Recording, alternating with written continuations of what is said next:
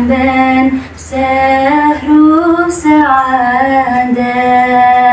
Assalamualaikum warahmatullahi wabarakatuh. Alhamdulillahilladzi bini'matihi tatimmus shalihat wa bifadlihi tanzilul barakah. Allahumma sholli ala sayyidina Muhammad wa ala alihi wa sahbihi ajma'in.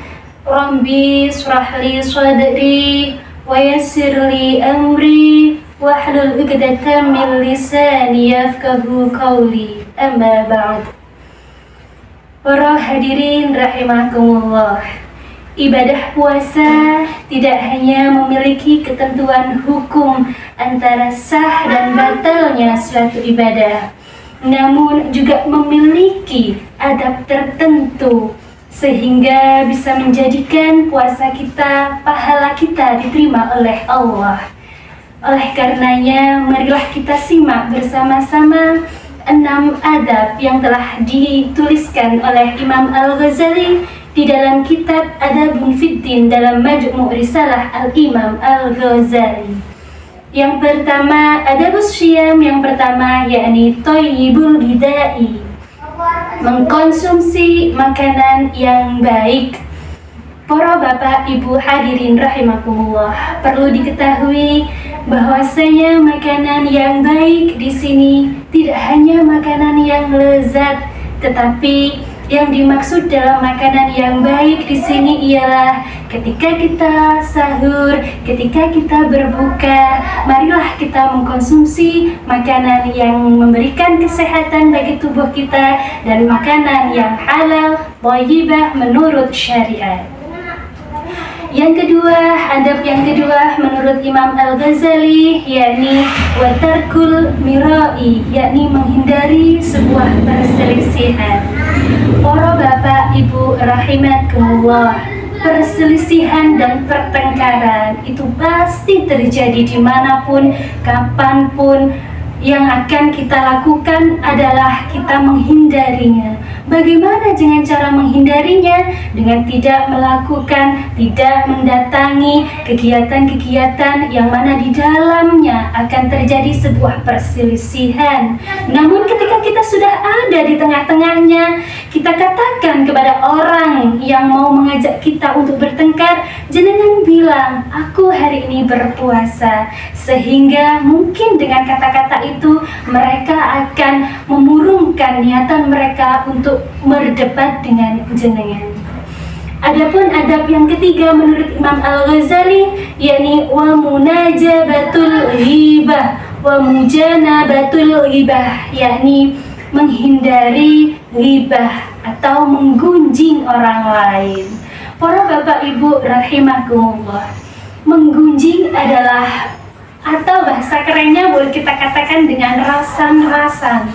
Rasan-rasan itu merupakan kegiatan kita sehari-hari yang menjadikan itu sebuah rutinitas. Kenapa? Karena itu adalah kegiatan yang tanpa kita sadari menjadikan rutinitas kita, menjadikan sesuatu yang awalnya tidak ada apa-apa akan menjadi sebuah apa-apa. Dan jenengan tahu bahwasanya ghibah itu adalah nanti karena itu rutinitas kita akan timbangan dosa kita akan semakin banyak dengan adanya ghibah tersebut. Ya, mungkin contohnya saja, ketika di rumah kita ghibah, keluar rumah ketemu dengan saudara A, tetangga A, kita ghibah orang B, kita keluar lagi ketemu dengan orang B, kita ghibah lagi tentang orang A. Ya begitulah, oleh karenanya kita dianjurkan untuk menghindari ghibah ketika berpuasa, sehingga puasa kita akan menjadi puasa yang baik. Yang keempat yang bisa saya sampaikan menurut Imam Al-Ghazali adabnya yakni warafdul kadhib, yakni menghindari, menjauhi atau menolak sebuah dusta, berbohong Bapak Ibu. berbohong. Puasa itu sebenarnya amalan ibadah yang hanya tahu antara kita dengan Allah. Kita bisa saja ikut sahur, tapi kemudian kita membawa secangkir air ke dalam kamar kita kunci kamar kita. Setelah itu kita bangun tidur, kita minum. Tidak akan ada orang yang tahu kecuali Allah dan jenengan sendiri. Oleh karenanya ketika berpuasa kita diajarkan untuk tidak berbohong dan jujur, terutama dalam hal ibadah.